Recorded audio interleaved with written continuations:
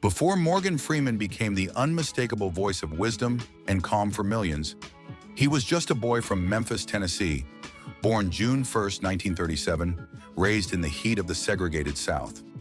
The youngest of 5 children, Freeman grew up in a world where opportunity was scarce and prejudice was abundant. His mother was a school teacher and his father a barber who struggled with alcoholism.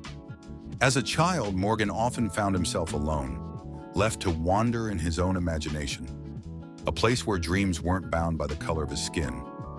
His first acting role came at the age of 9, cast as the lead in a school play. It sparked something in him, but the road ahead wasn't obvious or easy. Freeman joined the Air Force after high school, hoping to become a fighter pilot. But once there, he realized that the sky wasn't his destiny. The stage was. He left the military and moved to Los Angeles, chasing a dream that would take decades to catch. Freeman's early years in the industry were marked by relentless rejection. Typecast, overlooked, and underpaid, he took small theater roles and voiceover work to survive. He didn't get his first major film role until his 50s, but he didn't complain. He didn't quit. Instead, he carried on with quiet dignity, knowing that his time, his voice, would come. For most actors, their breakthrough comes young. For Morgan Freeman, it was a slow fire, smoldering for decades until it finally blazed.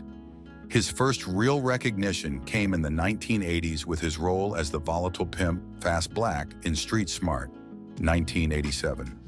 The performance earned him an Academy Award nomination and finally the world's attention. He was 50. Then came Driving Miss Daisy, 1989, where Freeman's portrayal of a gentle, wise chauffeur to a stubborn Southern woman cemented his presence in American cinema. Followed by iconic roles in Glory, Lean on Me, and Unforgiven, Freeman's career trajectory was no longer a quiet build. It was a steady rise. But it was the Shawshank Redemption, 1994, that would make him immortal. As Ellis, Red Redding, Freeman delivered a performance of quiet power and emotional resonance that spoke to millions. The narration, the friendship, the hope, it was Freeman at his best. Subtle, strong, soulful. He wasn't flashy. He didn't need to be. His strength was in restraint, in presence, in his ability to listen and feel. And his unmistakable voice became more than just a trademark. It became a symbol of gravitas, trust, and truth. As Freeman's career flourished into the 2000s, he took on roles that gave voice to the highest aspects of human nature. Whether playing God in Bruce Almighty, the mentor in $1 Million Baby, for which he finally won an Oscar, or narrating the awe-inspiring March of the Penguins, Freeman became more than a leading man. He became a moral compass for audiences. Off-screen, Freeman's life was a testament to resilience. He faced personal losses, a near-fatal car accident, and the crushing weight of fame in later years.